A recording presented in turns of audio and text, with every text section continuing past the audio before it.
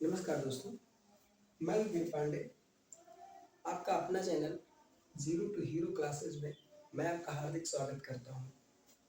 आपको पता है कि मैंने आपको पिछले वीडियो में व्यंजन के जितने भी फैक्ट होते हैं या स्वर के जितने फैक्ट होते हैं मैंने आपको अच्छे तरीके से समझाया। मैं उम्मीद करता हूं कि आपको अच्छे तरीके से समझ में आया होगा। मैं आज आपको स्वर और व्यंजन के जो बहुत इंपॉर्टेंट फैक्ट होते हैं उन्हें बताऊंगा, जो किसी भी पेपर के लिए जिसमें हिंदी का रोल होता है उसमें बहुत जरूरी होते हैं।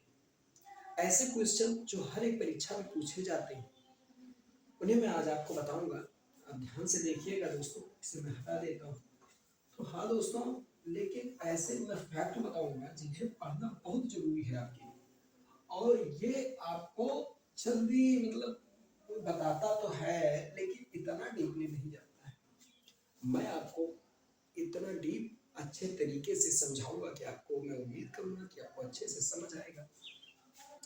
तो दोस्तों मैं आपको आज फैक्ट बताऊंगा कि ओनली फैक्ट, क्योंकि आपका वर्णमाला चैप्टर पूर्ण रूप से फिनिश हो गया है, यानी पूरा मैंने आपको समझा दिया है, आप समझ भी गए होंगे। तो मैं आपको फैक्ट आज का बताता हूँ। तो आप जानते हैं, ये तो पहली बात आप जानते ही हैं कि हिंदी वर्णमाला को अंग्रेजी में अल्फाबेट कहते हैं। हिंदी वर्णमाला को अंग्रेजी, अब आप सोचेंगे कि चलो अंग्रेजी हो गया, लेकिन अंग्रेजी को हिंदी में क्या कहते हैं, तो मैं आपको बताऊंगा। अंग्रेजी को हिंदी में आंग्ल भाषा कहते हैं। आंग्ल भाषा, आंग्ल भाषा में अल्फाबेट कहते हैं। अल्फाबेट,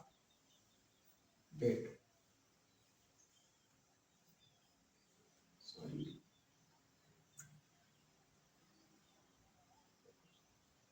कहते हैं। ये आपका पहला फैक्ट हो गया, फैक्ट नंबर 1। मैं आपको दूसरा भी बताऊंगा और बताऊंगा।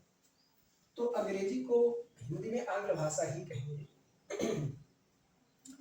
अब इसे अगला फैक्ट है इसका,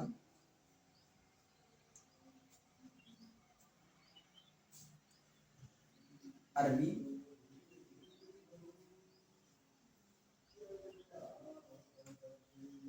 फारसी, हाँ, अरबी, फारसी और मध्य पूर्व की अन्य भाषाओं में इसे क्या कहते हैं, ये भी मैं आपको बताऊंगा। अरबी, फारसी और मध्य पूर्व की भाषा में इसे क्या कहते हैं। मैं आपको बताऊंगा कि हिंदी, फारसी और मध्य पूर्वी भाषा में इसे और क्या कहते हैं। तो इसे कहते हैं अलिफ बेई, अलिफ बेई, अलिफ बेई या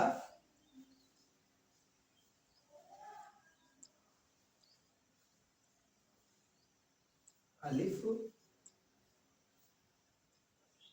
बे कहते हैं,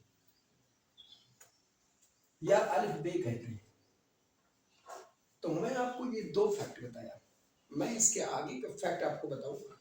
ध्यान से देखिएगा, मैंने आपको बताया, पहला बताया, दूसरा ये बताया कि अरबी, फारसी और मध्य पूर्व की भाषा में इसे अलिफ बेई कहते हैं, या अलिफ बेई इसे कहते हैं, और या अलिफ बे कहते हैं। तो मैं आपको ये हटा देता हूँ और अगला बताता हूँ। ध्यान से देखिएगा दोस्तों, क्योंकि ये ऐसा कोई एग्जाम नहीं है। अगर डीपली आपको डीपली पढ़ना ही है, क्योंकि अगर आप डीपली पढ़े रहेंगे तो क्वेश्चन कहीं से भी आएगा तो आप उसे छोड़ने वाले नहीं हैं। अब मैं आपको बताऊंगा कि हिंदी जो वर्णमाला होता है, कौन सी वर्णमाला सबसे पहली वर्णमाला है? तो मैं आपको बताऊंगा फोनेशियन एक प्रणाली है। फोनेशियन प्रणाली को वर्णमाला का पहला रूप माना जाता है, या आप इस प्रकार से कह सकते हैं कि फोनेशियन प्रणाली को पहली वर्णमाला माना जाता है। तो मैं आपको बताऊंगा फोनेशियन फोनेशियन फोनेशियन प्रणाली को पहली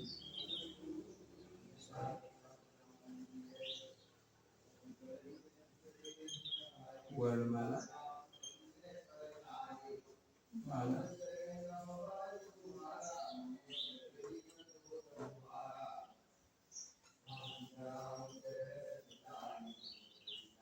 पहली वर्णमाला माना जाता है। मैं उम्मीद करूंगा कि आपको अच्छे से समझ में आया होगा। कौन सी प्रणाली को पहली वर्णमाला माना जाएगा? फोनेशियन प्रणाली को पहली वर्णमाला। यह अरबी, फारसी, हिब्रू और ब्राह्मी सहित सभी भाषाओं की का यह पूर्वज है। यह अरबी,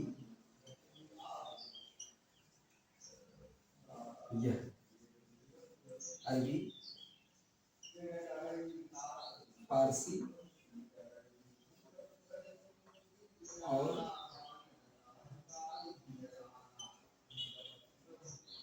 हिब्रू, हिंदी, फारसी, हिब्रू और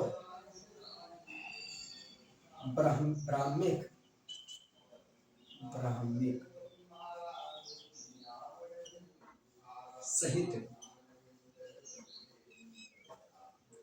अन्य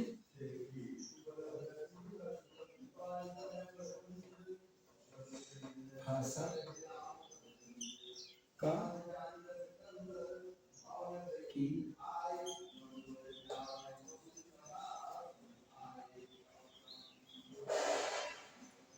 पूर्वज है। आप पूर्वज मान लीजिए, या जननी या पितामह सब एक ही होता है। तो मैंने आपको बताया कि फोनेशियन प्रणाली को पहली वर्णमाला माना जाता है। यह अरबी, फारसी, हिब्रू और ब्राह्मिक सहित अन्य भाषाओं की पूर्वज है, या जननी है या पितामह है, या यहीं से उत्पन्न हुई है, या पहले यही है। सॉरी, कुछ भी आप कह लीजिए। अब मैं आपको बताऊंगा इसके आगे कि ऐसी कौन सी भाषा है जिसमें सबसे ज्यादा स्वर है। सॉरी, क्षमा चाहता हूँ। तो मैं आपको बताऊंगा ऐसी कौन सी भाषा है जिसमें सबसे ज्यादा स्वर है। तो वो भाषा खमेर है, कंबोडियाई है। कंबोडियाई का खमेर भाषा है, खमेर भाषा है। इसमें 74 अक्षर है। 74 अक्षर है, चलो ठीक है, लेकिन क्या ये वर्तमान में 74 के 74 प्रयोग हो रहे हैं? नहीं, इनमें से कुछ प्रयोग नहीं होते हैं। तो ये हटा के मैं आपको बताता हूँ।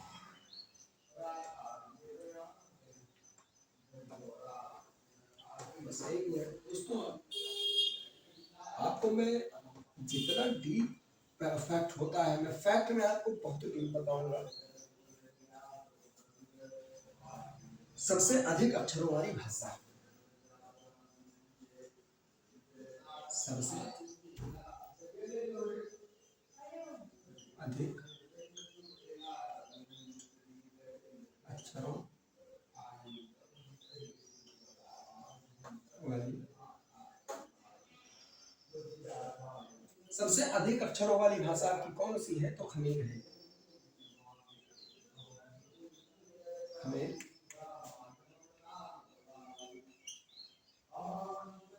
कंबोडिया, कंबोडिया, कंबोडिया, कंबोडिया, ये हो गया, चलो ठीक है। लेकिन वर्तमान में इसके कुछ अक्षर प्रयोग में नहीं है। लेकिन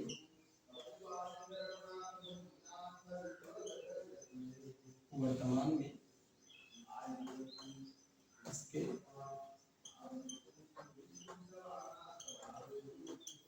कुछ अच्छा, योग में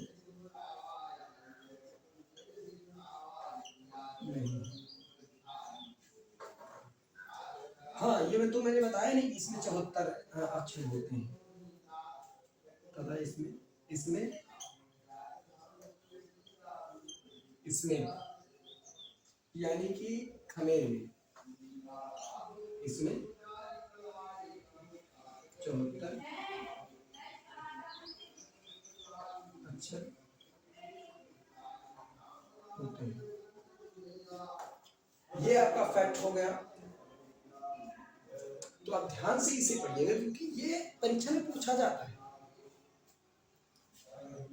तो मैं आपको अब अगला फैक्ट बताऊंगा दोस्तों।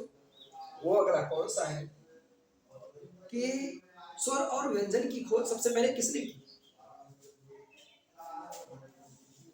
तो ये मैं हटा देता हूँ। मैं बताऊंगा आपको कि स्वर और व्यंजन की खोज सबसे पहले किसने की। तो मैं आपको बताऊंगा स्वर और व्यंजन की खोज सबसे पहले यूनानियों ने की थी। स्वर और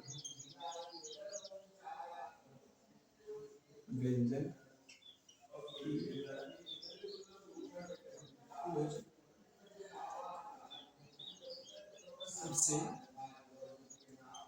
पहले